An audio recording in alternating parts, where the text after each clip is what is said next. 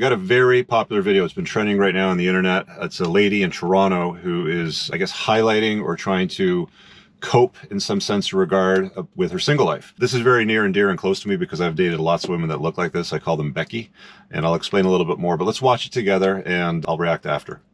Day in the life of a single woman who doesn't believe in marriage or want children. I spent most of my adult life in a long-term partnership that was safe and comfortable, but deep down I was starving for emotional connection. For years, I ignored my gut feeling that I was deeply unhappy and hoped it would somehow magically get better. At the time, I couldn't fathom being happily single because I didn't even know it was a possibility. I'd never seen it represented before, not in the movies or shows that I watched or the stories I read, and most women I knew were either in a relationship or wanted one. Leaving was incredibly scary, but there was not a single morsel of regret once I finally ripped the band-aid off. Now I wake up every single day with immense gratitude that I'm no longer desperately trying to force an intimate connection with someone who can't reciprocate. Doesn't mean that I don't want to be in a partnership ever again, but I have zero desire to have children, so I'm comfortable waiting it out. In the current political and economic climate, there is no guarantee that I can successfully raise a child with the life of abundance they deserve, and I'm enjoying spending my hard-earned money on me. Until I meet someone who can lift me up and add value to my life, I refuse to settle because I've done it already and it's not worth it.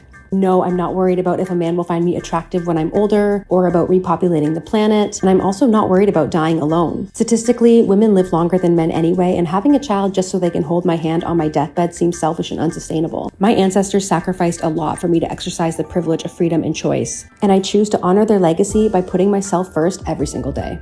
Oh, well, I wonder what the comments say. There's 11,000 comments on this one. First one says, congratulations, you live like most men. And the next one says your ancestor would want you to keep your bloodline going. And then it goes back and forth. Some people really hate her. Some people obviously praise her and love her. She has a very popular Instagram account and following.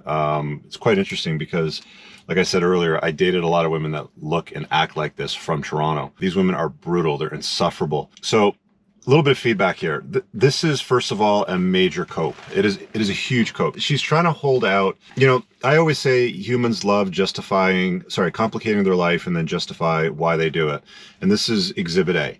Complicate life, justify why. I can't find a man. My life is complex. So now I'm going to make this video and justify why I'm now single and why I'm happy being single and always going to be childless and never reproduce. And that's just the way that I am. These women live paycheck to paycheck in generally expensive condos that they can barely afford, furnished in IKEA furniture with some basic degree framed in mahogany on the wall, going to perform a task in an office that really wouldn't matter. I mean, if that job was eliminated around the world today, nobody would notice like 3 months from now. They all have the same sort of like attitude about being so great in Toronto. Toronto is I think the third largest city in North America, if I'm not mistaken, behind New York and LA, and before Chicago. It is a big city. This is exactly what it looks like. It looks like this out the window. In fact, I could honestly say that I've seen that view out of a girl's window before in the morning with her pulling the drapes up like she did in the morning. You know, the standard coffee mixture and the lattes and the fucking $37 salad and $17 can of whatever the hell she's drinking in that thing where she goes, look at me, I'm drinking my can of whatever. This is a massive, massive cope.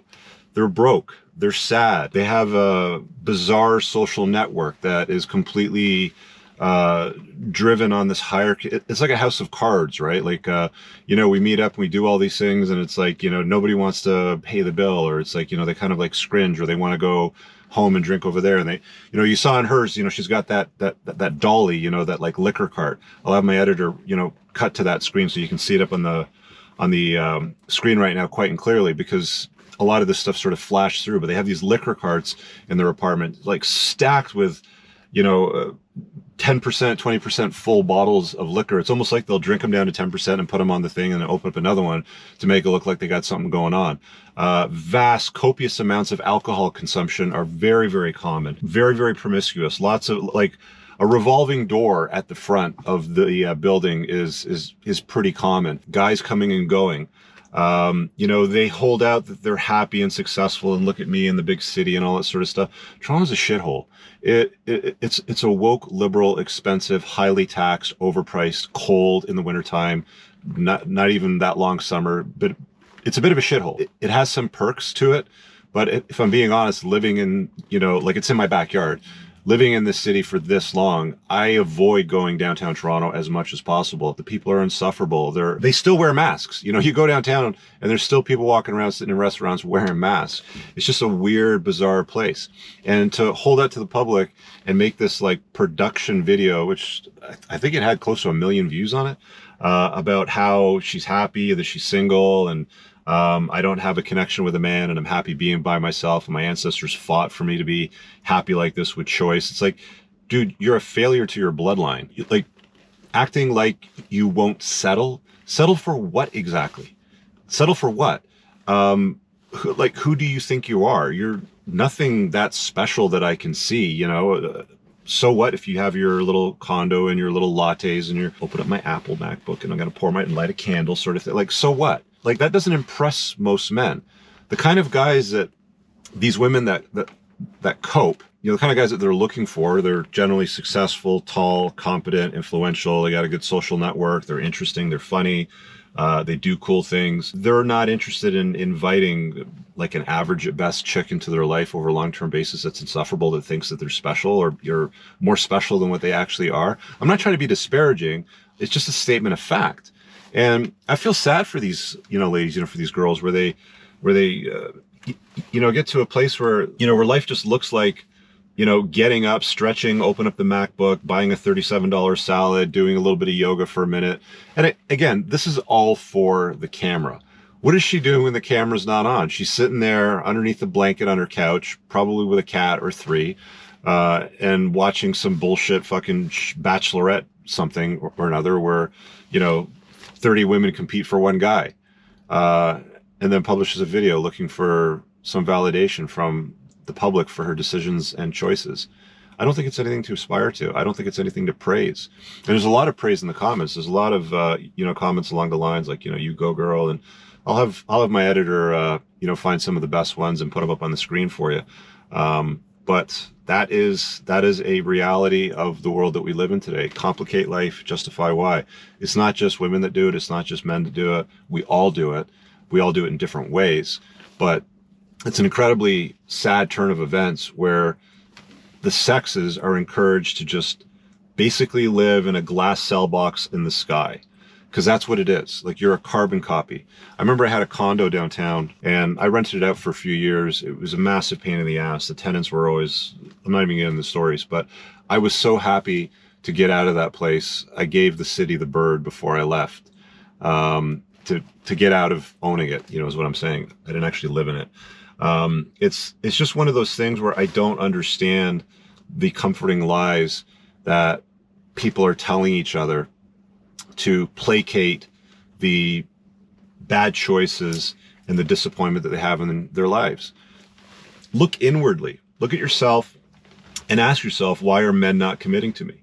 Why am I not able to get what I want out of life?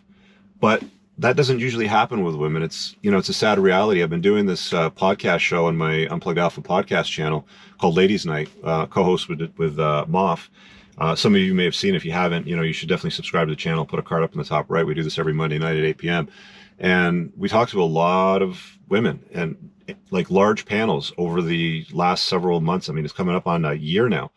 And it's always the same outcome. It's always the same result. It's always the same group of, you know, women. I call them Becky. There's actually a chapter in the book that I'm working on right now, where I talk about this avatar of Becky and like the sad outcome of these gals and what they're creating for themselves. It's like none of the guys that they want care anything about their liquor cabinet with 10% of the bottles filled, their $37 salads, their 2 minutes of stretching with yoga. Like, she's not even that fit. Like, I wouldn't even describe that as a fit gal.